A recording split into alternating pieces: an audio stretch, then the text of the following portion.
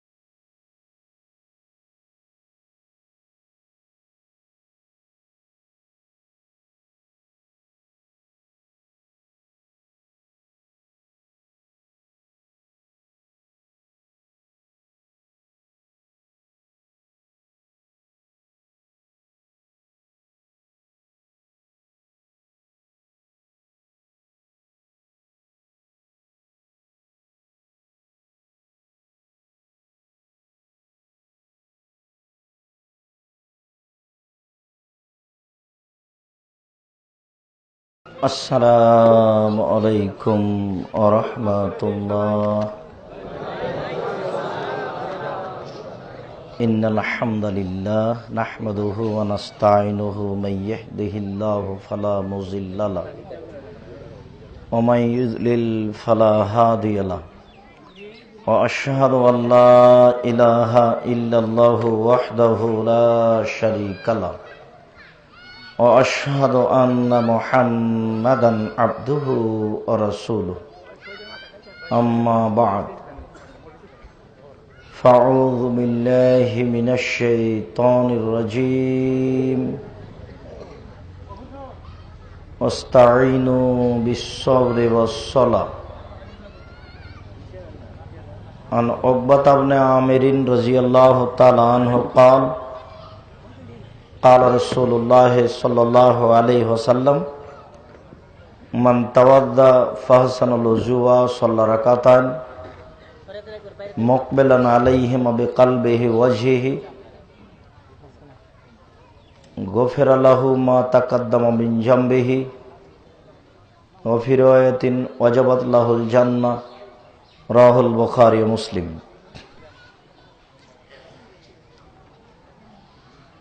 সম্মানিত উপস্থিতি, প্রশংসা আল্লাহর জন্য, শান্তি অবতীর্ণ হোক আল্লাহর রাসূলের উপর সাল্লাল্লাহু আলাইহি ওয়াসাল্লাম। আজকের দিনী বৈঠকে বক্তব্যের বিষয় নফল সালাতের গুরুত্ব। নফল সালাতের গুরুত্ব সম্পর্কে এক গুরুত্বপূর্ণ সংক্ষিপ্ত তথ্যবহুল বিবরণের চেষ্টা করব ইনশাআল্লাহুল আজিজ। উল্লিখিত বিষয়ের উপরে কথা বলার পূর্বে আজকের জন্য অতীব সংক্ষিপ্ত কথা এই যে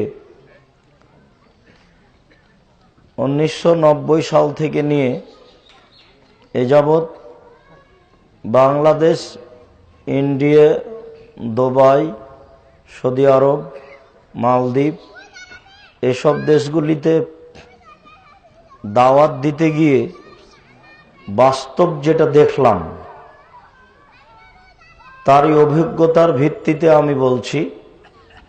যা পূর্বে বলেছি এ কথা আমাকে চূড়ান্ত বলে মনে হয়, এ কারণেই নিয়মিত বলা প্রয়োজন মনে করি। তা হচ্ছে, আমার তদন্তে যারা দিন প্রচার করছে তার শতকরা 95 জন বক্তা তার বক্তৃতার অনেক অংশেই ধর্মের নামে মিথ্যা কথা বলছে বলে আমার তদন্তের দাবি। আমি আমার যে তদন্ত পেশ করলাম এ কথা আমি চূড়ান্ত বলছি না, এটা আমার জন্য বলছি। তবে আপনি তদন্ত করলে এর চেয়ে কমও হতে পারে, এর চেয়ে বেশিও হতে পারে। বিষয়টি রাসূল সাল্লাল্লাহু আলাইহি সাল্লাম 1450 বছর পূর্বেই সতর্ক করেছেন। তিনি বলেছেন, কাফা বিল মারই কাযিবান আন ইউহাদ্দিসা বিকুল্লি মা সামিয়া। একজন দিন প্রচারকের, বক্তার মিথ্যুক হওয়ার জন্য এতটুকুই যথেষ্ট যে শরীয়তের কোনো কথা তদন্ত না করেই বলবে মুসলিম, তাহলে বোঝা যাচ্ছে যে এক শ্রেণীর আলেম ধর্মের নামে কথা বলবে, তবে তদন্ত করবে না, বা তদন্ত করা প্রয়োজন মনে করবে না যে এটা শরীয়ত কিনা, এটা আল্লাহ রাসূল সাল্লাল্লাহু আলাইহি ওয়াসাল্লাম বলেছেন কিনা। এটা হবেই। এ কারণেই রাসূল সাল্লাল্লাহু আলাইহি ওয়াসাল্লাম আলেমদেরকেই সতর্কবাণী পেশ করে বলছেন যে বাল্লিগু আন্নী ওয়ালা আয়া, আমার একটা কথা জানা থাকলে তোমরা অন্যকে বলে দাও। আপনার কি জানা আছে? এই ছেলেরা, বাম দিকের লোকগুলি যে দাঁড়িয়ে আছে, এটা কি আমি তাদের বসতে বলবো? তোমরা কি করো গ্রামের ছেলেরা? আর ওই বাচ্চাগুলো মাঠে দৌড়াচ্ছে কেন?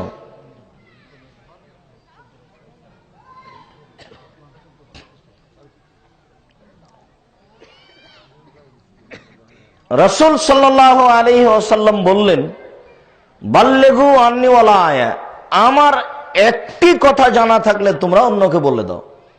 তবে তিনি বলছেন আমার, আন্নী মানে আমার। তাহলে বোঝা যাচ্ছে যে বলার আগে প্রমাণ করতে হবে যেটা তার। প্রমাণ না করে যদি আমি বলি তাহলে কথা তার হলো না। তবে ধর্মের নামে চলবে এ কথা ঠিক। যেমন আস্তাগফিরুল্লাহ রব্বি মিন কুল্লি যামবি ওয়া তুবু ইলাইহি, এই দোয়া তো আমরা খুঁজে পাই না দুনিয়াতে, চলছে তো। তাহলে ধর্ম রাসূলের নামে চলবে যেটা আলেম ওলামাও জানে না। আমরা তো রাজশাহী চাঁপাইনবাবগঞ্জের মানুষ। আমি আগেকার নীতি বলছি, ওই মেয়ের পক্ষ থেকে জামাইকে দেখতে আসতো, ছেলেকে দেখতে আসতো, 7-8 জন 10 জন লোক বসতো এক জায়গাতে বাড়ির চত্বরে। তারপর ছেলেটা ভিতর দিক থেকে এসে সালাম দিত, সালাম দিয়ে মুসাফা করে একটার পর একটা যেত। সবাকে এভাবে মুসাফা করতে হবে এটাও নয় ঠিক, সালাম দিয়ে এসে বসবে এটাই ঠিক। এখন ওর মধ্যে কোনো মুরব্বী হাত ধরে নিয়ে বলতো যে তুমি কি বললে, তখন বলতো, আগেই শিখিয়ে দিয়েছে তাকে, তুমি বলবে আগফিরুল্লাহ লানা ওয়া লাকুম, আগফিরুল্লাহ লানা ওয়া লাকুম। যে মুরব্বী শিখিয়েছেন তারও কিন্তু জানা নাই যে এটা আছে কোথায়। যিনি মসজিদে শিখিয়ে দিয়েছেন মক্তবে, তারও জানা নাই যে দোয়া চলবে কিনা, মানে এমনিতেই চলছে। এটা মানে গণতন্ত্রের মতো, ভোটের মতো। কোরআন মাজিদ চাঁপাইনবাবগঞ্জে এক জায়গাতে এক হুজুর কোরআন মাজিদ পড়ে আমাকে দেখাচ্ছে যে এই দেখেন আল্লাহ তাআলা বলছেন যে ভোট দিতে হবে, ভোট তোমার কাছে পবিত্র আমানত, চেয়ারম্যান মেম্বার এমপির কাছে প্রদান করো। দেখেছেন হুজুরের কত বড় সাহস। আমি আমার আলোচনাতে বললাম হুজুরের সাহসে আমি অবাক। খ্রিস্টান আব্রাহাম লিঙ্কনের গণতন্ত্র, যেটা পৃথিবীতে সবচেয়ে ন্যাক্কারজনক, নোংরা, জঘন্য, বর্বর, এই গণতন্ত্রের মতো, ভোট পদ্ধতির মতো কোন খারাপ কাজ বর্তমানে আছে, এটা আমি আব্দুর রাজ্জাক সাহেব জানি না। কোন মায়ের বেটা থাকলে আমার সামনে প্রমাণ করবে। আর এর চেয়ে খারাপ কিছু আছে, এটা প্রমাণ করতে হলে আগে এই জুয়াচ্চোর লুটারুদের জানতে হবে যারা দেশ লুটে খাচ্ছে, তারপরে আমাকে বলতে হবে যে এটার চেয়ে ওটা খারাপ। গণতন্ত্রের চেয়ে আর একটা খারাপ আছে, ওটা আমাকে বলতে হবে, আগে তাদেরকে জানতে হবে। এখানে এটা স্কুল ফিল্ডের পাশে, ওই যে এখানে আমি 3 কাঠা জমি নিলাম, 3 লক্ষ টাকা দাম। তো আমাকে 1 লক্ষ টাকার স্ত্রীর খরচ লাগবে কেন? আমি কি এদেশের ঘর জামাই? চুরি করে খেয়ে এসেছি এদেশে আমি? আশ্চর্য। তার মানে আমি অন্য দেশ থেকে এখানে ঘর জামাই আছি নাকি? না, এদেশের নাগরিক আমি। জমি কিনলাম আমি, জুয়াচ্চোর লুটারদেরকে আমাকে লাখ টাকা দিতে হবে কেন? না পারলে ছেড়ে দিতে হবে, এমনি চলবে দেশ।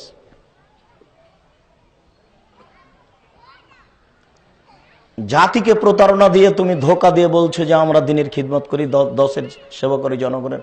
কে বলেছো তুমি সেবক? তুমি জোর করে সেবক হতে চাও। আমাদেরকে বলতে হবে যে তুমি সেবক, তাহলে তুমি সেবক জাতির। ঠিক এই হুজুরও গণতন্ত্রের মতো। হুজুর কোনদিন দেখেছে একফিরুল্লাহ আনওয়ালাকুম চলবে কিনা?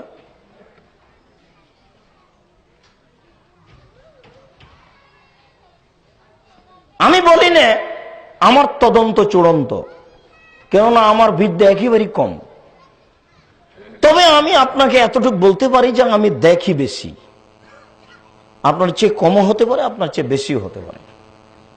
আমি তদন্ত করি যেটা আছে কিনা, তাতে আমার কাছে ধরা পড়ে না। এ কারণে রাসূল সাল্লাল্লাহু আলাইহি সাল্লাম বলেছেন, আমার জীবনে 3টি বড় ভয়। তার 1 নম্বর বড় ভয় হচ্ছে আইম্মাতাম মুজিল্লিন, ভ্রান্ত হুজুর। এই কথাই আল্লাহ রাসূল প্রথমে পেশ করেছেন যে হুজুরই আমার জীবনে বড় ভয়। কারণ হুজুর বড় ভয় মানে হুজুরই তো দিন প্রচার করবেন। আল্লাহ রাসূল হুজুরকেই তো দিন দিয়ে গেলেন। তিনি বললেন যে আল উলামা ওয়ারাসাতুল আম্বিয়া, এটা সহিহ হাদিস, যে আলেমগণ হচ্ছেন নবীগণের উত্তরাধিকারী। ওয়াল আম্বিয়া লাম ইউরিসু দিনারান ওয়ালা দিরহাম, আর নবীগণ কোন আলেমকে টাকা পয়সার উত্তরাধিকারী করেননি। তো নবীগণ কিসের উত্তরাধিকারী করেছেন? ওয়ারাসুল ইলমা, বিদ্যার উত্তরাধিকারী করেছে। তারা বিদ্যা কোরআন হাদিস জানবে, জানাবে। আলেমগণ নবীগণের উত্তরাধিকারী। তো আমরা তো জানি যে উত্তরাধিকারী হয় বাপের, বাপ মারা গেছে, উত্তরাধিকারী ছেলে মেয়ে, ওরা জমি নিবে। তো আল্লাহ রাসূল সাল্লাল্লাহু আলাইহি সাল্লাম বলছেন যে আমাদের উত্তরাধিকারী হচ্ছে নবী, আলেমগণ। তারা আলেমগণ সম্মানী মানুষ, তারা দিন প্রচার করবে। ওই মুখে রাসূল সাল্লাল্লাহু আলাইহি সাল্লাম বলছেন আমার জীবনে বড় ভয়, 1 নম্বর বড় ভয় ভ্রান্ত হুজুর। তাহলে যাদের হাতে দিন দিয়ে গেলেন তাদেরকেই ভয় করছেন। বুঝাতে পারছি না মনে হয়? ও নগদ 4-5টা হিফজখানার ছেলে নিয়ে গিয়ে মানুষের দোকানে পড়ে দোকান উদ্বোধন করলো, ভালো খেয়ে আসলো, কিছু টাকাও পেল। মরা মানুষের নামে কোরআন মাজিদ পড়ে চলে আসছে। নগদ তাফসির মাহফিলে মিথ্যা কাহিনী বলছে, একবারও দেখা নাই যেটা চলবে কিনা। 18 বছর আগে বলেছি মিথ্যুক মুফাসসিরকে 160 লাঠি পিটাতে হবে, এটা চিরদিন বলবৎ থাকবে। সাধারণ মানুষকে মারতে হবে 80 লাঠি যখনও কারো প্রতি অপবাদ লাগাবে। কেউ যদি কারো প্রতি অপবাদ লাগায় তো যে অপবাদ লাগিয়েছে তাকে 80 লাঠি পিটাতে হবে, এটা শরঈ বিধান।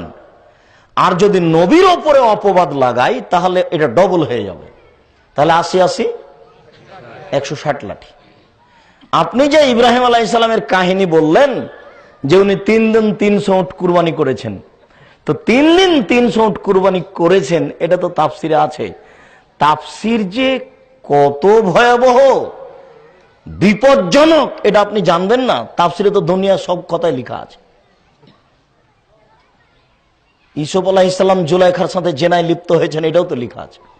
আল্লাহ বলছেন যে আমি ইউসুফ আমার খালেস বান্দা, আর তাফসিরে লেখা আছে যে ইউসুফ জেনায় লিপ্ত হয়েছিলেন, নাউজুবিল্লাহ। তাহলে আপনি এখন কি বলবেন? তাহলে আপনাকে বলতে হবে যে এই তাফসিরের অংশ মিথ্যা, নইলে আপনিও বলেন যে ইউসুফ আলাইহিস সালাম তাই। আল্লাহ বলছেন যে ইউসুফ আমার খালেস একনিষ্ঠ একমুখী বান্দা। আল্লাহ তার সার্টিফিকেট দিয়ে তাকে সত্যায়ন করছেন, আর মুফাসসির বলছেন যে তিনি অন্যায় লিপ্ত হয়েছিলেন। দেখতে হবে না বিষয়টি? তাফসিরে থাকলেই বলতে হবে। ইব্রাহিম আলাইহিস সালাম তো কয়দিন আগে স্ত্রী এবং বাচ্চাকে রেখে গেলেন। রেখে যাওয়ার সময়তে দৃশ্যটা এই হলো, অনেক কথার এক কথা, যে ফাওয়াজাহুমা ইনদা দাওহাতা ফাওকা জামজামা আলাল মসজিদে, তিনি তার স্ত্রী এবং বাচ্চাকে রেখে দিলে একটি গাছের নিচে জমজম কূপের উপর, কাবা ঘরের পাশে।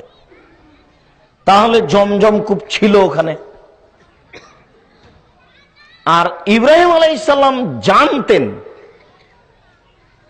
যে এরকম ব্যবস্থা আছে, তবে কিভাবে হবে এটা তিনি জানতেন না।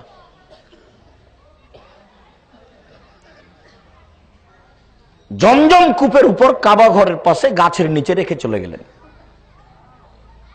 তারপরে আল্লাহ রাসূল সাল্লাল্লাহু আলাইহি সাল্লাম বলছেন যে লাইসা ফিহা ইনসুনুল্লাহ শায়, সেখানে কোনো মানুষ তো ছিল নাই,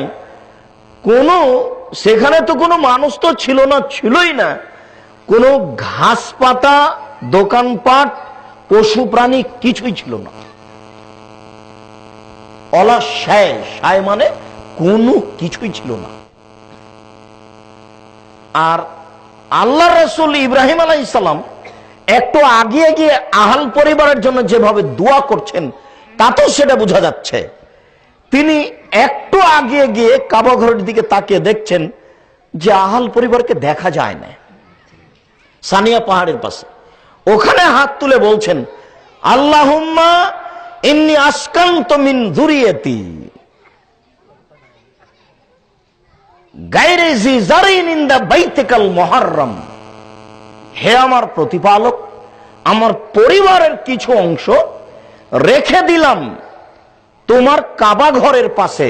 তাহলে উনি জানতেন যে এখানে কাবা ঘর আছে। ইনদা বাইতিকাল মুহাররম, তোমার কাবা ঘরের পাশে, যেখানে ঘাস পাতা কোনো কিছুই নাই। তাহলে নিশ্চিত ইব্রাহিম আলাইহিস সালাম একথা জানতেন না যে কিভাবে তার স্ত্রী থাকবে, তবে এখানে কাবা ঘর আছে একথা তিনি জানতেন। এই কথাও প্রমাণ হচ্ছে যে আমি রেখে গেলাম আমার ছেলে মেয়ে যেখানে কোনো ঘাস পাতা নেই, কোনো কিছুই নেই। বোঝা যাচ্ছে যে ওখানে কোনো কিছু নেই। কয়দিন পরেই, 3-4 বছর পরেই, 5 বছর পরে ছেলে 6-7 বছর হয়েছে, দৌড়াদৌড়ি করতে পারে, তখন আল্লাহ বলছেন যে ছেলে কুরবানি করতে হবে। তো উনি তো চলে গেছেন, এখন সিরিয়া থেকে আসছেন ছেলেকে কুরবানি করতে। বলেন তো, এখানে তো বাড়ি ঘরই নেই, তো 100 উট কোথায় পাওয়া যাবে? মানুষজনই নাই, 300 উট কি এখানে আছে গো? যে দেশে উট আছে সে দেশের মানুষকে যদি বলা হয় যে 100 উট জমা করেন, হিমশিম খেয়ে যাবে। সেখানে 300 উট, কথাটা চলবে কিনা মুফাসসির একটুকু ভাবতে চায় না। অতএব রাসূল সাল্লাল্লাহু আলাইহি ওয়াসাল্লাম বলেছেন, বাল্লিগু আন্নী ওয়ালা আয়া, আমার একটি কথা তোমাদের জানা থাকলে অন্যকে বলে দাও। 2, ও হাদিসু আন বানি ইসরাইল ওয়ালা হারাজ, বানি ইসরাইলের কাহিনী বলো, কোনো দোষ নেই। 3, ওমান কাযাবা আলাইয়া মুতাআম্মিদান ফালিয়াতাবাওয়া মাকআদাহু মিনান নার, কেউ যদি কোনো কথা আমার দিকে ধাবিত করে আর সেই কথা যদি আমার না হয়, তাহলে তার থাকার জায়গা জাহান্নাম, সে যত বড়ই হুজুর হোক না কেন। এই কথার ভিতরে উমর রাদিয়াল্লাহু তাআলা ঢোকে আছেন, আপনার পীর সাহেব দূরের কথা। তার মানে যে কোনো ব্যক্তি, উমর রাদিয়াল্লাহু তাআলা আনহু যদি কোনো কথা বলেন আর সেই কথা যদি রাসূলের না হয়, তাহলে তা বাতিল বলে গণ্য হবে এবং ফলাফল হবে ভয়াবহ।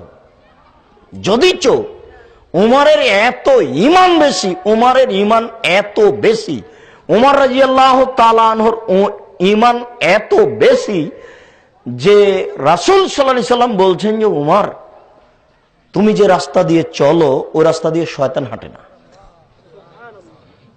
আর আপনার পীর আর আপনার হুজুরের কথা বলি, আপনার পীর সাহেবের রাস্তা দিয়ে শয়তান হাঁটে না, আপনার পীর সাহেবকে শয়তানেই চালায়। নইলে নিজের তরিকা ঠিক করলো কি করে? প্রত্যেকটা কথার পিছনে বলতে হবে আল্লাহ তাআলা বলেছেন, আয়াত নাম্বার এত, মুহাম্মদ সাল্লাল্লাহু আলাইহি ওয়াসাল্লাম বলেছেন হাদিস নাম্বার এত, হাদিসটি সহিহ। সহিহ কেন বলতে হবে? কোরআন মাজিদের ভিতরে কেউ আয়াত নতুন ভাবে ঢোকাতে পারেনি, কিন্তু ব্যাখ্যা বিশ্লেষণে যার নাম তাফসীর, ওতে লক্ষ লক্ষ মিথ্যা কথা ঢোকানো আছে। আর হাদিসে মানুষ মিথ্যা ঢোকিয়েছে প্রায় 3 লক্ষ জাল জয়ীফ হাদিস আছে। আর আমাদের বাড়িতে আছে প্রায় 10,000। যে কোনো সময় আমরা 10,000 হাদিস নিয়ে বসে আছি, চাইলে আপনাকে দেখাবো। তাহলে ধর্মের নামে মিথ্যে কথা আছে।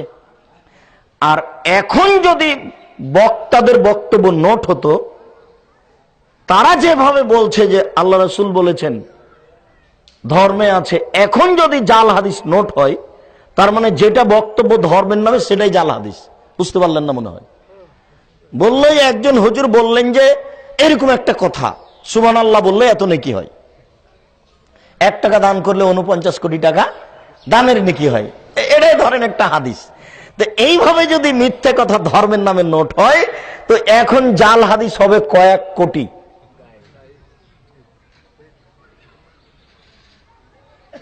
এখন তো আর নোট হয় না, নোট হয়ে আছে, ওটা এখন মানুষ সামনে নিয়ে আসছে। এই জন্য আমাদের পক্ষ থেকে আপনাদের কাছে চিরদিনের জন্য একটা বিশেষ সতর্কবাণী থাকছে, আপনারা আলেম ওলামাদের কথা শুনুন, তবে আল্লাহ তাআলা যেভাবে শুনতে বলেছেন সেভাবে শুনুন। আল্লাহ তাআলা বলেছেন, ফাসআলু আহলা যিকরি ইন কুনতুম লা তা'লামুন, তোমরা জানা মানুষের নিকটে জানো, 1 প্রমাণ সহকারে। 1 জানা মানুষের নিকটে জানো, 2 প্রমাণ সহকারে জানো। বক্তাকে দাওয়াত দেওয়ার আগে প্রমাণ হতে হবে ইনি জানা কিনা। নিশ্চিত বিশ্বাস করুন, যদি জানা মানুষ প্রমাণ করে বক্তব্যের মাঠ তৈরি করা হতো, দাওয়াত দেওয়া হতো, বিজ্ঞাপন পোস্টার হতো, তাহলে 1 গ্রামে 1 বছরে 10টা জালসা হতো না। আর এত জালসার বেড়ে যেত না, হাজার হাজার জালসার ব্যবস্থা, বক্তব্যের ব্যবস্থা, যেখানে সেখানে, পাড়ায় পাড়ায়, 1 গ্রামে 10টা 15টা 20টা, যেখানে সেখানে। জি, করলেই সব।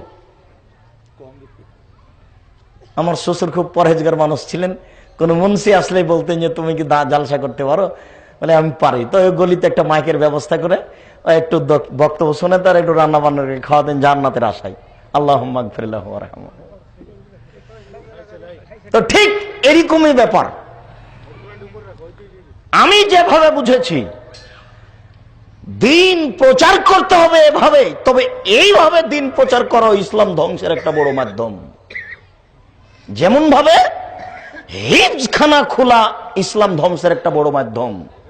আব্দুর রাজ্জাক সাহেব, হিফজখানা খোলা ইসলাম ধ্বংসের মাধ্যম মানে? জি, কোরআন মাজিদ মুখস্থ করতে হবে, এটা ঠিক, কিন্তু শুধু কোরআন মাজিদ মুখস্থ করাটাই বিদ্যা, এটা কে বলল? আমি ছিলাম ব্যারিস্টার, বহু পয়সা ইনকাম করেছি, এখন আমি রিটায়ার্ড, আমার বাপ মায়ের নামে একটা হিফজখানা খুললাম, একজন হাফেজ, 20 জন ছাত্র, হিফজ শেষ হচ্ছে, লাঠি পাগড়ি দিচ্ছে, ওই ছেলেটা একটা উঁচু টুপি পরে তার উপর একটা লাল রুমাল দিয়ে এখন দাওয়াত খেয়ে বেড়াচ্ছে। তাহলে কি এটা ইসলাম?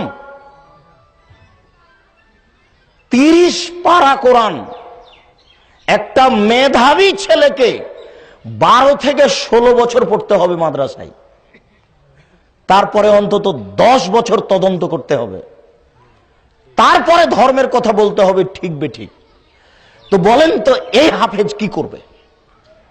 ওকে রংপুর গাইবান্ধা গোবিন্দগঞ্জের ভাষায় হিফজখানা মানে ওই ছেলেকে হাঁটুর উপরে মেরে, ওই ছেলের হাঁটুর উপরে মেরে তার হাঁটুকে কুবিয়ে ফাটিয়ে ওকে ন্যাংরা করে দেওয়া হলো। ও এখন জাতির জন্য অকেজো। ও জাতির জন্য কি অকেজো। ও মানুষের বাড়িতে দাওয়াত খাবার ঘুরে বেড়াবে, ও আর একটা হিফজখানা খুলবে, ও আর একটা হিফজখানা খুলবে। টাকা ইনকাম করেছো, টাঙ্গাইলে বাড়ি, ব্যারিস্টার, জমিদারের বেটা জমিদার, তুমি মাদ্রাসা খোলো না। 20,000 করে বেতন দিতে হবে 5 জন শিক্ষক, 3 জন বাংলা, 2 জন আরবি, 1 লক্ষ টাকা বেতন লাগবে মাসে। বাংলা, ইংরেজি, আরবি, কোরআন মুখস্থ সহ চলবে 5ম পর্যন্ত, মাসে 1 লক্ষ বেতন লাগবে, 20,000 করে বেতন শিক্ষকদের। তারা 10ম শ্রেণী পর্যন্ত পড়বে, 10 পারা কোরআন মুখস্থ করবে, তারা আরবি জানবে, ইংরেজি জানবে, বাংলা জানবে, জাতির সামনে দরখাস্ত পেশ করতে পারবে, বক্তব্য দিতে পারবে, কোর্ট কাছারিতে উপস্থিত হতে পারবে, জেল সলি 5 পয়সা দাম দেবে না। এর নাম ছিল বিদ্যে। এটা চলে গেছে হিফজখানাতে। আমার কথাটা যদি চট করে আপনি জাতির সামনে পেশ করেন যে আব্দুর রাজ্জাক সাহেব বলেছেন হিফজখানা ইসলাম ধ্বংসের মাধ্যম, তাহলে তো খেপে উঠবে। এলে বলে কি? দেখুন, আপনি বলেন যে এই ছেলেটাকে হিফজ করে ছেড়ে দিলেন, ও কি করবে জাতির? ও জাতির কি করতে পারে? ও কোরআনের কি বুঝবে? অতএব এই স্কুল কলেজ যেগুলো দেখতে পাচ্ছেন, এগুলো হচ্ছে রবার্ট ক্লাইভের পরিকল্পনার এনজিও, যার জন্য এরা স্কুল থেকে বের হলে এদের নাম হয় মিস্টার। আর এদেশের যেগুলো মাদ্রাসা, সেগুলো মুরব্বী আলেম ওলামা মুন্সিদের তৈরি, এজন্য এদের নাম মোল্লা। তাহলে এসব স্কুল থেকে বের হবে, এরা তো রবার্ট ক্লাইভের পরিকল্পনায় পড়ে, এরা তো ধর্মকে ঘৃণা করবে এক পর্যায়ে। হিফজখানাতে যারা কোরআন মুখস্থ করলো, ও তো ধর্মের কিছুই জানে না। আর যারা বক্তৃতা করে বেড়াচ্ছে, তার তো শতকরা 95 জনই মিথ্যুক। তো ধর্ম প্রচার করবে কে? ওইদিকে উনি জুমার খুতবাতে বলেছেন যে জুমার খুতবায় আরবিতে বক্তব্য দিতে হবে, বাংলা ভাষায় দেওয়া যাবে না। তাহলে ভারত, বাংলাদেশ, পাকিস্তানের জনগণ জুমার খুতবা বুঝলো না, কেননা জুমার খুতবা তো আরবিতে হলো। সবকিছু চলে বাংলায়, খুতবা নাকি আরবিতে। আরে কানাকে হাইকোর্ট দেখাচ্ছে, হুজুর কানাকে হাইকোর্ট দেখাচ্ছে। আর ঈদের মাঠে মহিলা যেতে পাবে না, মানে মহিলা ঈদের মাঠে গেলে মাটি অপবিত্র হয়ে যাবে, জুমা মসজিদে গেলে জুমা মসজিদও অপবিত্র হয়ে যাবে। তাহলে ভারত, বাংলাদেশ, পাকিস্তানের মহিলারা ধর্ম জানবে না, বুঝবে না, কেননা ঈদের মাঠে যেতে পাবে না, জুমা মসজিদে যেতে পাবে না। প্রচার যেগুলো হচ্ছে, প্রচার মাধ্যম মিথ্যে। আবার ওইসব জায়গাতে ধর্ম বুঝতে পারছে না। আর ছেলে মেয়েরা তো স্কুল কলেজে পড়বে রবার্ট ক্লাইভের পরিকল্পনায়। রবার্ট ক্লাইভের পরিকল্পনা মানে স্কুল কলেজে ছেলে মেয়ে যাবে, পড়বে, কেউ কাউকে বাধা দিতে পাবে না, নিজের মতো থাকবে, খাবে। ওকে পূর্ণ সুযোগ না দিলে, জেনা করার সুযোগ না দিলে, ওর বিবেকের উপরে আঘাত করা হলো, বা ছেলের বিবেকের উপরে আঘাত করা হলো। ওই জন্য তো কাপুরুষের সন্তান কাপুরুষ বই লিখেছে যে যুবতী কিভাবে তার স্তন বড় হয়, যুবতীর স্তন কিভাবে বড় হয়, এটা বইয়ে লেখা থাকবে। মাস্টার ওই ব্ল্যাকবোর্ডে ওটা বুঝাবে ছাত্রছাত্রীকে যে এইভাবে স্তন বড় হয়, এইভাবে ও যুবতী হয়। এইসব বই 9, 10, 8 এগুলো লেখা আছে কিভাবে যুবতী হয়, কিভাবে তার সেক্স বাড়ে, এটা ওকে বই পড়াতে হবে। তার মানে শিক্ষক বলছে আর লেখক বলছে তুমি জেনা করো, কাপুরুষের সন্তান কাপুরুষ। আমি এই জন্য তোমার উপরে ক্ষিপ্ত হই, তুমি এই বইকে রাখো কি করে? এটা তুমি টয়লেট পেপার হিসেবে ব্যবহার করো। তোমাকে তো আমি আগে বলেছি, এই দেশে 1947 সাল থেকে এখন পর্যন্ত কোন শিক্ষিত মানুষ শিক্ষামন্ত্রী হয়ে যায় কথা আমি জানি না। তোমরা এদেশের সন্তান, তোমাদের বিদ্যা থাকলে তোমরা এই জাতির জন্য গান তৈরি করো। যদি তোমরা জাতির জন্য গান তৈরি করতে না পারো, তাহলে নজরুল ইসলামের গান ধার করো, ক্লাসের সূচনাতে তোমরা বলো চল চল চল ঊর্ধ্ব গগনে বাজে বাদল, ধার করো নজরুলের কাছে যদি নিজে না পারো। আর যদি নিজেই পারো ভালো কথা, নইলে ধার করো নজরুলের কাছে। তো তুমি রবি ঠাকুরের কাছে কি করে ধার করলে? ও হিন্দু মানুষ, ওমা তোমার আকাশ তোমার বাতাস আমার প্রাণে বাজায় বাঁশি তোর বাপের আকাশ। কাপুরুষের সন্তান কাপুরুষ, তুমি এটা চালাও কি করে? তোমার বিদ্যাকে কবর দিতে এসেছি জাতির সামনে, তুমি এটা মনে রেখো। এই বিদ্যা আমরা কোনোদিন গ্রহণ করিনি, করব না ভবিষ্যতে ইনশাআল্লাহ। তোমাকে সতর্ক করছে, জাতির সন্তানকে সতর্ক করতে এসেছি।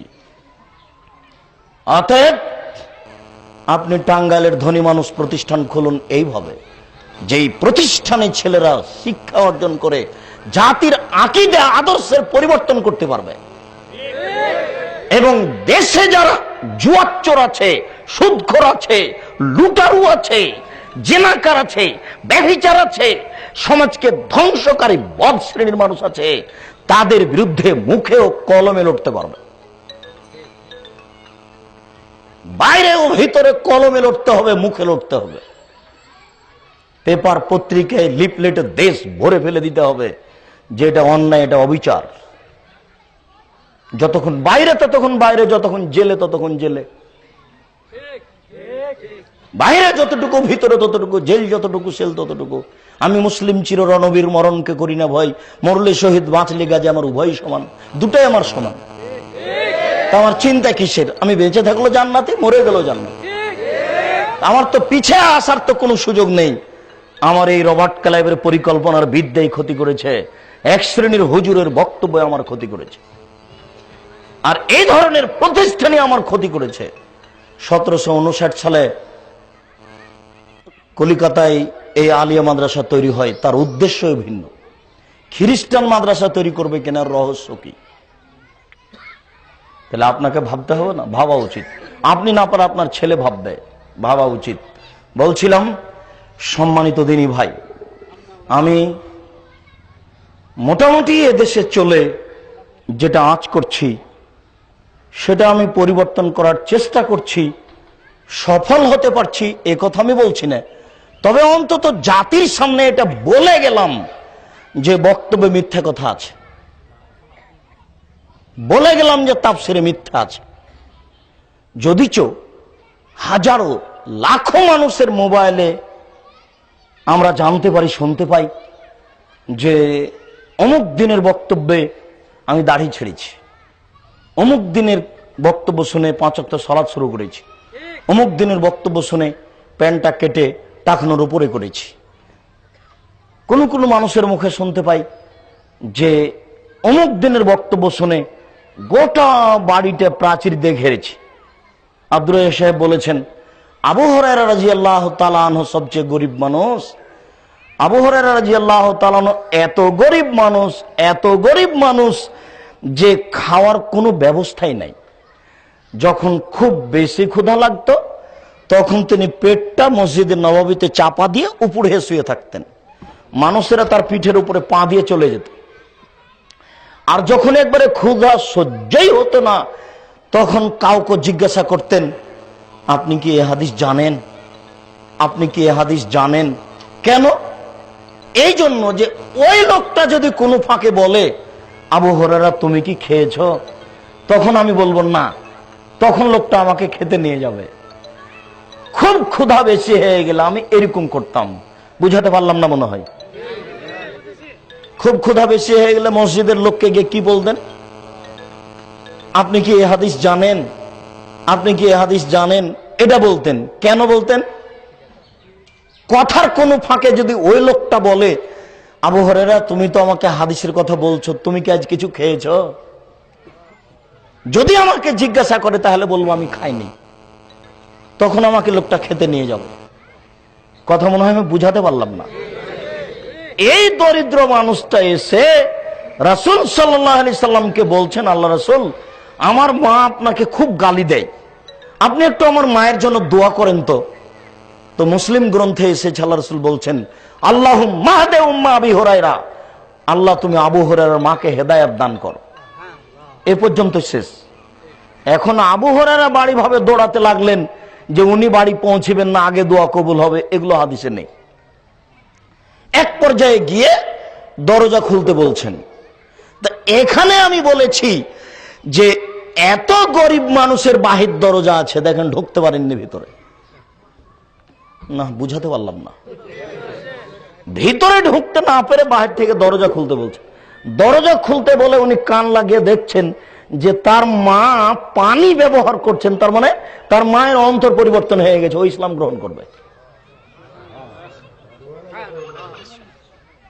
এখন দরজা খুলতেই আবু হুরায়রা রাদিয়াল্লাহু তাআলা বলছেন যে আমার মায়ের মাথায় কাপড় ছিল না, ওড়নি ছিল না, মুসলিম। তাহলে বোঝা যাচ্ছে যে ছেলের সামনেও মাথায় কাপড় দিয়ে আসতে হবে। এবং আবু হুরায়রা রাদিয়াল্লাহু তাআলার সামনে তার মা মাথায় কাপড় দিয়েই আসতেন। তাড়াহুড়া তাড়াহুড়া করে দরজা খুলতে এসেছেন, মাথায় কাপড় হিসাব করতে পারেননি। উনি মাথায় কাপড় ছিল না মায়ের এ কথা নকল করেছে। আমার মায়ের মাথায় কাপড় ছিল না, দরজা খুলতেই আমার মা বলছেন, আশহাদু আল্লা ইলাহা ইল্লাল্লাহ ওয়া আশহাদু আন্না মুহাম্মাদার রাসূলুল্লাহ, আমি সাক্ষ্য দিচ্ছি আল্লাহ ব্যতীত কোনো মাবুদ নাই, আমি সাক্ষ্য দিচ্ছি মুহাম্মদ আল্লাহর রাসূল। দোয়া কবুল হয়ে গেছে, আবু হুরায়রার মা ইসলাম গ্রহণ করছে। তো আমি যেটা এই হাদিসে দেখাতে চেয়েছি সেটা হলো যে গরিব মানুষেরও বাহির দরজা আছে। টাঙ্গাইলের এই বাড়িগুলোর বাহির দরজা নাই কেন? ওইদিক সবই ফাঁকা কেন? ওই বাড়িখানে আপনার বউ কিভাবে থাকে ওটা আমি বুঝতে পারি না, কিভাবে থাকে। আমাদের তো 1 ঘন্টাও কাটবে না। আপনার বাসায় যদি আসি তো আমাদের কিভাবে কাটবে? আমরা যেন ট্রেন স্টেশনে এসেছি। ট্রেন স্টেশনে আসলে আমরা যেভাবে থাকি, আপনার বাসাতে আসলে আমরা কি করব? ওইভাবেই থাকবো। কেননা আপনার বাড়ি আর ট্রেন স্টেশন এই দুটার মধ্যে কোনো পার্থক্য নেই। আপনার বাড়ির ওই দিকটা গোটাটাই ফাঁকা। জানি না আপনার স্ত্রী এই বাড়িতে কিভাবে থাকে। ইসলামের দৃষ্টিতে আপনার স্ত্রী এই বাড়িতে থাকতে পারবে না, এই বাড়িতে থাকা জায়েজ নয়। কিভাবে হতে হবে? বাড়ির চতুর্দিকে ইট দিয়ে ঘেরেন, টাকা আছে না আছে চট দিয়ে ঘেরেন, খড় দিয়ে ঘেরেন, যা দিয়ে সম্ভব একটা ঘেরার মধ্যে থাকতে হবে।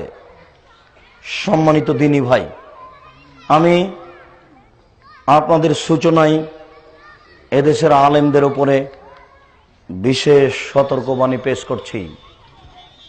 যারা দিন প্রচার করছে তাদের ব্যাপারে সোচ্চার হন। আরেকটা জিনিস আমি জাতির সামনে পেশ করে যাচ্ছি, সেটা হলো এই যে নির্ধারিত দিনে বিশেষ ব্যবস্থা নিয়ে একবারে মঞ্চ তৈরি করে আলোকসজ্জা দিয়ে লক্ষ কোটি টাকা খরচ করে ব্যয়বহুল পদ্ধতিতে দিন প্রচার করতে হবে, এরকম কোন শরীয়তে প্রমাণ আছে এটা আমি জানি না। আমি জাতির সামনে বলে গেলাম। কথা বুঝতে পারেননি? বক্তাদেরকে 6 মাস আগে দাওয়াত দিয়ে পাথেয় অ্যাকাউন্টে 5,000 টাকা পাঠিয়ে বিদায়ের সময় 20,000 টাকা দিতে হবে, এই চুক্তিতে দিন প্রচার করতে হবে, এরকম কোন ঘটনা আমি জানি না, এরকম কোন শরীয়ত নেই। বক্তব্যকে লক্ষ্য করে গোটা গ্রামে একেবারে নারী পুরুষ ভাগ্না ভাগ্নি ভাতিজা বোন বাড়িতে ভর্তি, বাড়ি জেনাতে পরিপূর্ণ। এদিকে হুজুর বক্তব্য দিচ্ছে আর ওইদিকে দুলাভাই সেলিকে 5 জনকে নিয়ে বসে আছে। চাচাতো ভাই খালাতো বোন ওদের ও টিভির সামনে সবাই বসে আছে, ওর বাপ মা এখানে বক্তব্য শুনতে এসেছে। ওরা সুযোগ পেয়েছে জেনা করার জালসার নামে। এরকম পদ্ধতিতে এসে দিন প্রচার করতে হবে, এরকম ঘটনা আমি জানি না শরীয়তে। জাতির সামনে বহুদিন বলেছি, আজকেও বলছি। শত শত দোকানপাট হবে খানা পানির, এরকম ব্যবস্থা হবে দিন প্রচারের জন্য। আবার সেখানে পুতুল বিক্রি হবে, ভটকা বিক্রি হবে, ছেলে মেয়েগুলো নিয়ে খেলাবে, আনন্দ ফুর্তি চলবে। বক্তব্য নামে মেলা, মেলা তো হিন্দুদের কাজ। এখন দেখি হুজুরের বক্তব্য মেলা, হুজুরের বক্তব্য মেলা। যার জন্য আমি যুবকদের বলেছি, শোনো, আমাকে দাওয়াত দিতে গেলে 1 কিলোমিটারের মাঝে কোনো জায়গাতে দোকানপাট বসবে না। আর সমস্ত বাড়িতে নারী পুরুষ আসবে, 3 দিন যাবত খাওয়া চলবে, এটা না করার চেষ্টা করতে হবে। ধর্মের নামে পাপ একবারে বন্যার মতো ছেয়ে গেল, কোনটা ঠেঙাবেন? হুজুরি চুক্তিতে বক্তব্য দিতে এসেছে, এটা এক হারাম। হুজুর মিথ্যা তাফসির করছে, এটা আরেকটা হারাম। সারা গ্রামে নারী পুরুষ ভর্তি, এটা আরেকটা হারাম। দোকানপাটে পুতুল বিক্রি হচ্ছে, এটা আরেকটা হারাম। আলোকসজ্জা দিয়ে বাল্ব দিয়ে বিশাল আকৃতি 2-3 দিনের জন্য প্রোগ্রাম চলছে, এটা আরেকটা হারাম। কত হারাম জমা হয়েছে দিন প্রচারের নামে, আপনাকে আমি পূর্ণ হিসাব দিতে পারছি না। তবে বক্তা ও শ্রোতার পরিচয় বইটা যেটা জাতির সামনে থাকলো, ওই বইটা আমার তো বিদ্যা নাই, আমি একটা সূচনা দিয়ে গেলাম। পরবর্তীতে ওই বইটাকে মানুষ আরো বড় করে লিখবে, যারা এই সব বিবরণগুলি লিখবে। আর এই যে তাফসির মাহফিল চলবে না, মিথ্যা তাফসির করা হচ্ছে, এর জন্য তাফসির কি মিথ্যা হতে পারে এই বইটা থাকলো, জাতি এটাকে আরো বড় করে লিখবে ভবিষ্যতে। এটা আমার বিশ্বাস। এই কথাগুলিও সতর্কবাণী স্বরূপ আপনাদের পেশ করে যাচ্ছি। বক্তার অ্যাকাউন্টে আগে 10,000 5,000 দিতে হবে, চুক্তিতে হতে হবে, এরকম বক্তব্য জায়েজ নয়। আমি ওই কথা বলে যাচ্ছি, আমি একজন সাধারণ মানুষ, তেমন কোরআন হাদিস বুঝি না, ভাঙাচোরা যেটুকু বুঝি সেটুকু নিয়ে জাতির সামনে আসছি। আমি 1990 সাল থেকে নিয়ে এখন পর্যন্ত আছি। 90 সাল থেকে নিয়ে দীর্ঘদিনের মধ্যে কেউ যদি প্রমাণ করে দিতে পারে যে আব্দুর রাজ্জাক সাহেব আমার কাছে পাথেও চেয়েছিল, এই 90 সাল থেকে নিয়ে আজ পর্যন্ত, এখন পর্যন্ত যদি কেউ প্রমাণ করে, তাহলে আমি বাকি জীবন আর অন্তত দাওয়াত দিতে যাব না, প্রোগ্রামে আসবো না। এই কথা আমি প্রতিদিন বলে আসছি, এখনো বলছি, বাকি জীবন বলবো ইনশাআল্লাহ। এই তো আমি বিশ্বাসী। 2 জন সাক্ষী দিয়ে প্রমাণ করে দিতে হবে আব্দুর রাজ্জাক সাহেব আমার কাছে পাথেও চেয়েছিল।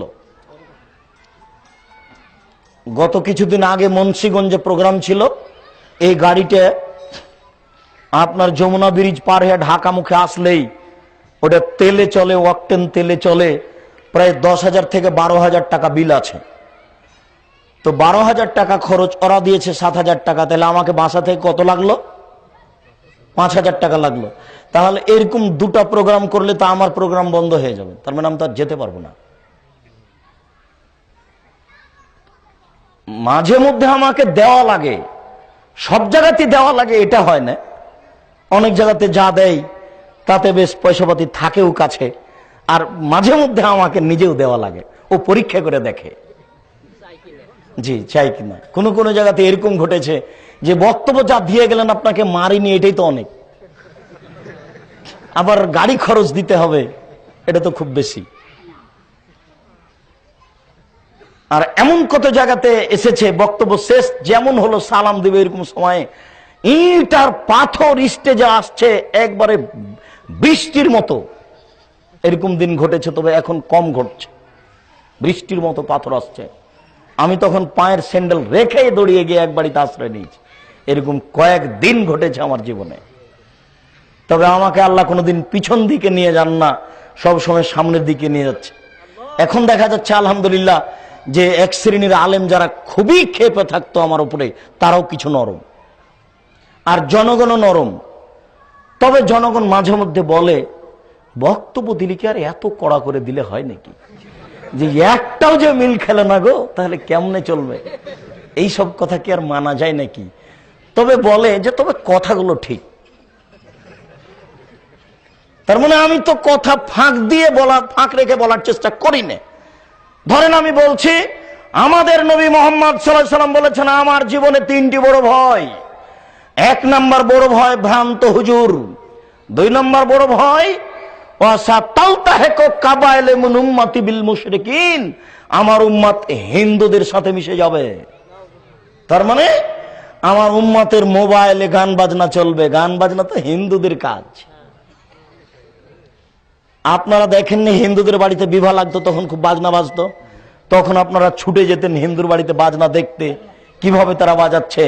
এখন দেখা যাচ্ছে যে একটা বাড়িতে 3 তলা বাড়ির 18টা রুম, 18টা রুমে বাজনা বাজছে আর ল্যাংটা মেয়ে নাচছে।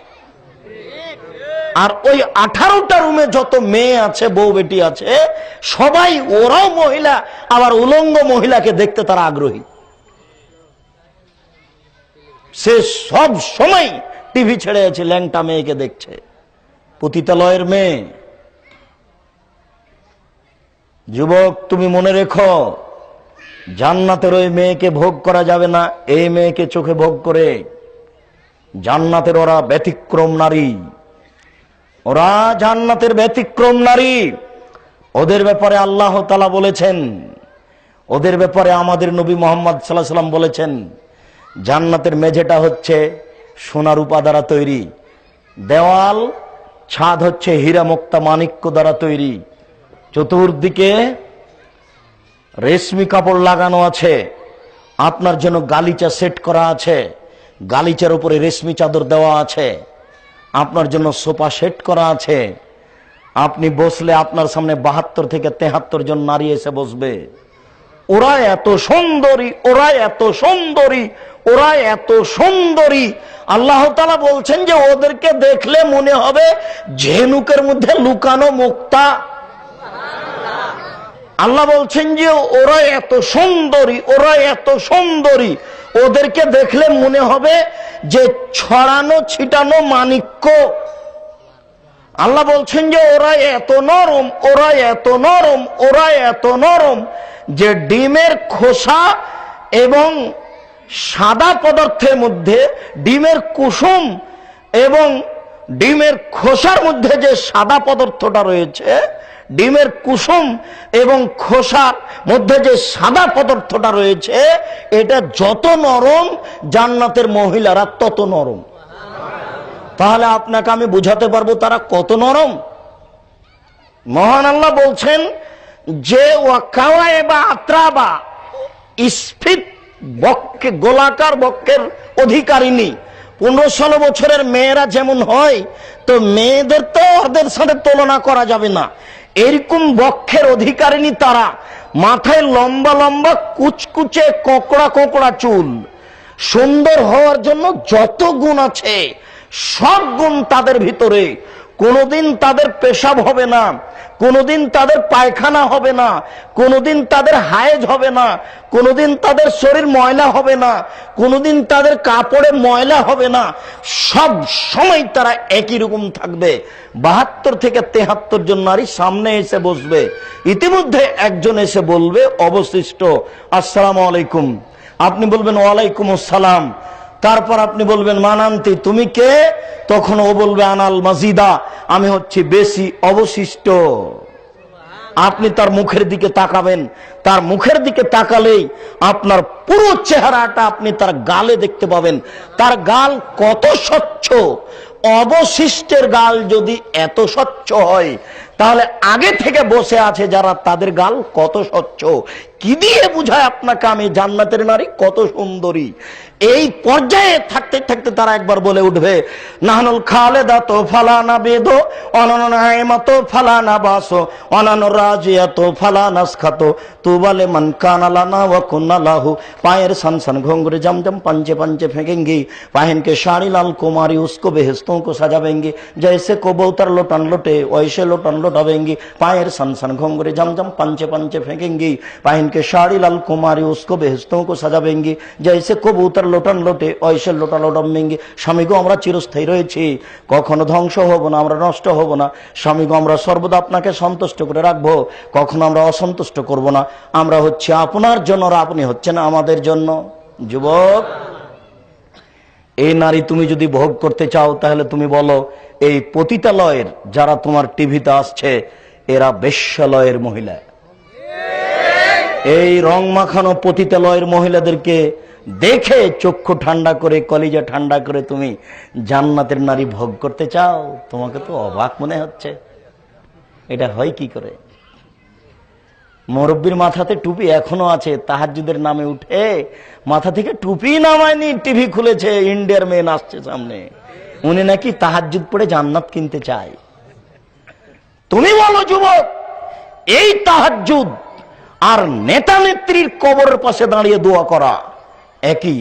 হুজুরের বক্তব্য ওই রকমই। নেতা নেত্রী কবরের পাশে দোয়া করতে এসেছেন নির্ধারিত দিনে, এটা 1 হারাম। কবরের উপরে ফুল চাপা আছে, এটা 2 হারাম। নারী পুরুষ একাকার হয়ে দোয়া করছে, এটা 3 হারাম। হিন্দু মানুষটা হাত তুলে দোয়া করছে, এটা 4 হারাম। এতগুলি হারাম জমা হওয়ার পরেও নাকি তারা তাদের নিজের মানুষের জন্য ক্ষমা চাচ্ছে। মনে হচ্ছে যে ধর্ম রাজশাহী চাঁপাইনবাবগঞ্জের হাওয়াই লাড্ডু, दोनों हाथ में लड्डू है, जो चाहे उसको खा ले, जो चाहे उसको छोड़ दे। ধর্ম নিজের ব্যাপার, ধর্ম হাতের ময়লা। এদেশের নেতা নেত্রীর নাকি ধর্ম নিজের ব্যাপার। প্রতি রমজানে তারা ওমরা করে, ধর্মের নামে দেশে দিন প্রচার করে। তারা হতে পারে না, অসম্ভব। দিন কারো ব্যক্তিগত নীতিতে চলে না, দিনে একজন মানুষের কথাই চলে, যার নাম মোহাম্মদ সাল্লাল্লাহু আলাইহি সাল্লাম। অতএব এই বিষয়ে সোচ্চার হন আমার দ্বীনি ভাই। মহান আল্লাহ বলেন, আস্তাইনু বিস-সাবরি ওয়াস-সালাহ, তোমরা আল্লাহর নিকটে সালাতের মাধ্যমে ধৈর্য সহকারে সাহায্য চাও। আল্লাহর কাছে সাহায্য চাইতে হবে। মানুষ মাত্রই বিপদে, কম হোক আর বেশি হোক, জেলসুলি, ফাঁসি, কোর্ট কাচারি, মারামারি, স্কুল কলেজ দাঙ্গামা হাঙ্গামা, মানুষ মাত্রই বিপদে। এই জন্য আল্লাহ তাআলা বলছেন, তোমরা আল্লাহর কাছে সাহায্য চাও ধৈর্য সহকারে সালাতের মাধ্যমে। শুনুন, ধৈর্যের বিষয়টি 1 মিনিট অতি